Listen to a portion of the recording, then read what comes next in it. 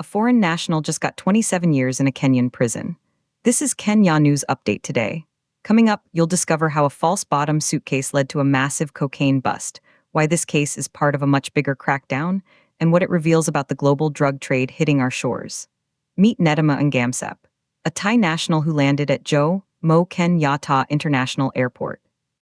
On Thursday, February 19, his journey ended not with a tourist visa, but with a prison sentence that will see him behind bars for nearly 3 decades. But here's the twist. This isn't just one man's crime. It's a signal flare in Kenya's escalating war against international narcotics trafficking. The court heard a story of sophisticated concealment. Ngamsep was found guilty of trafficking 2,092 grams of pure cocaine. That's over 2 kilograms, the street value. A staggering 8.3 million Kenyan shillings. And here's the part that will blow your mind. The drugs weren't just hidden. They were expertly concealed in a false bottom of a gray suitcase. This was a professional operation designed to slip past customs, but Kenyan authorities were watching. The Office of the Director of Public Prosecutions built an ironclad case. They presented not one, not two, but 11 witnesses. Each testimony was cogent. Each piece of evidence was consistent. It painted a clear picture linking Ngamsep directly to the suitcase and its illicit cargo. The trial was a model of due process. Ngamsep had defense counsel. He was provided with a professional Thai interpreter to ensure he understood every word. The system worked meticulously. And then something shocking happened. Senior Principal Magistrate Irene Chobi delivered the verdict, guilty. The sentence, 27 years in prison. Upon conviction, the court immediately informed Ngamsep of his right to appeal within 14 days. But here's what nobody's talking about. This case is not an isolated incident. It's part of a seismic shift. Just weeks ago, 8 Kenya Defense Forces soldiers were arraigned in Mombasa. Their alleged crime? Trafficking methamphetamine valued at more than 192 million shillings.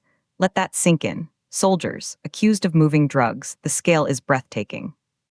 The 8 suspects, including Duke Nyamweanyaraj and Peter Kipngetich Tanui, denied the charges, but the prosecution alleges they diverted 35 kilograms of meth.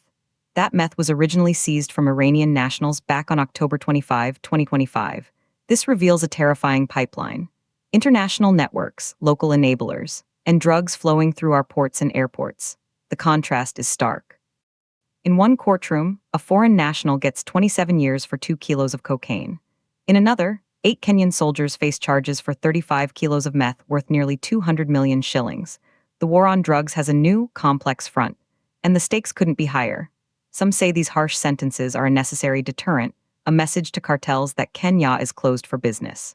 Others worry about the human cost, the stories behind each suitcase and each arrest. But the bigger picture is clear. Kenya is becoming a major battleground. The Narcotic Drugs and Psychotropic Substances Act is being wielded with full force. From the JKIA law courts to Mombasa, magistrates like Irene Chobi and Gladys Alimo are on the front lines.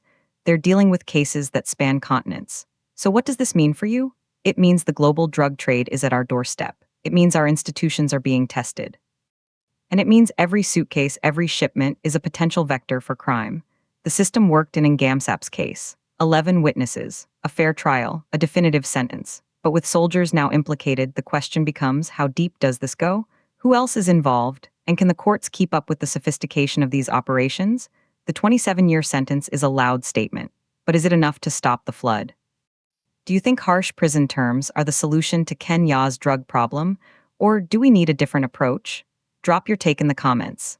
Subscribe to Kenya News Update today for more breaking news on this developing story.